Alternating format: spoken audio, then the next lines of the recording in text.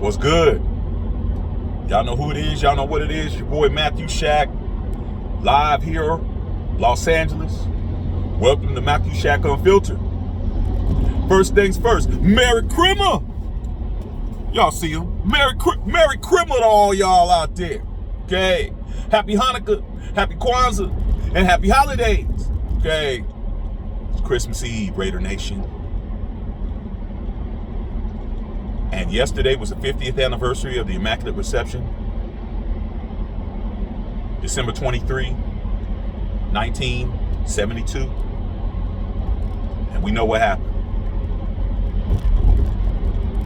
We're gonna go back into the damn used to be called the ketchup bottle. Now it's called Acrisure Field or whatever. And we got to go in there and play the Pittsburgh Steelers in a game that, on the schedule and as far as playoff implications, is critical for both teams. Both teams are 6-8. And all this week I've been fielding questions.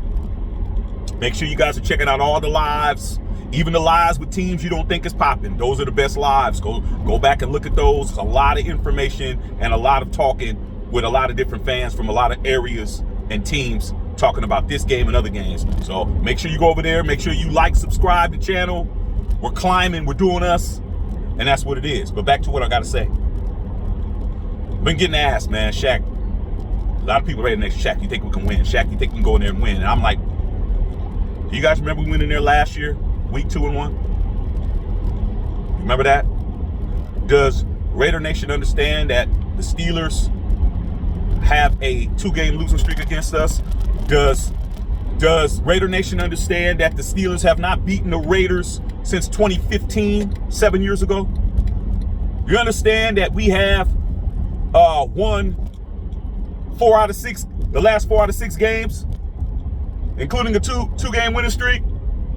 We can more than go in there and win. Does Raider Nation know that the lifetime, all-time record against the Steelers is 17-13 Raiders? We've beaten them 4 times and they've beaten us. A lot of things that people don't know. A lot of stuff the Raider Nation doesn't even have an idea of. Pittsburgh and the Raiders, our rivalry is going to always be what it is. Don't matter what our schedule is. Doesn't matter what the playoff implication is. Doesn't matter what our record is. We want to beat them and they want to beat us.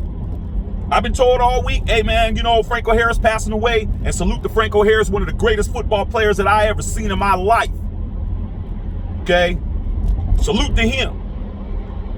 That they're going to play with emotion. They're going to play with passion. They're going to play and win for him. But guess what? We lost a Hall of Famer last month by the name of Ray Guy, the only punter in the Hall of Fame. We got somebody to play for too. Let's not get caught up in what they're going to do. We need to get caught up in what we're going to do. And here's what we need to do. We need to run the football straight up.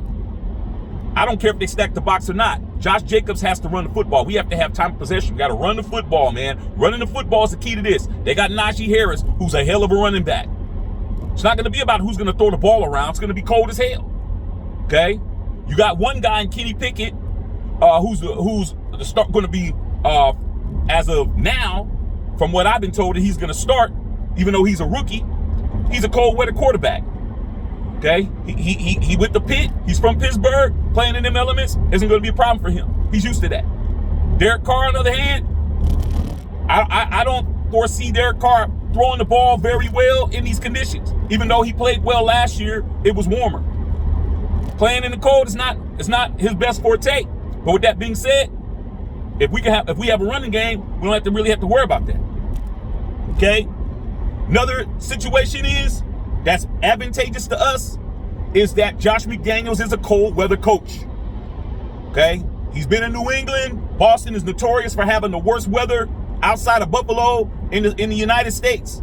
He's going to know what plays to call. He's going to know what formations to run. He's going to know how to play situational football in frigid conditions. Not worried about that. Defensively, Pittsburgh got a good defense. You know, they got a great defensive backfield with Minkah Fitzpatrick. Braves, on the other hand, if we can apply pressure with Max Crosby, and Chandler Jones is looking like he got a shot of adrenaline. So looks like he's ready to play. And hopefully our cornerbacks can hold themselves, which I don't have a lot of belief in. I don't have really no belief in our secondary at all, to be honest, outside of Nate Hobbs. Nate Hobbs is one guy. It's gonna come down to who wants to go in there and continue the pursuit of making the playoffs. The Raiders have a chance to end Mike Tomlin's streak of winning seasons with this. And the Pittsburgh Steelers have an opportunity to pretty much mathematically eliminate the Raiders and vice versa. And it's the night game, bro.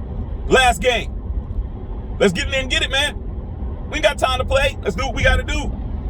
We can definitely win because we won before. One thing we can do is win against Pittsburgh Steelers because we've done it.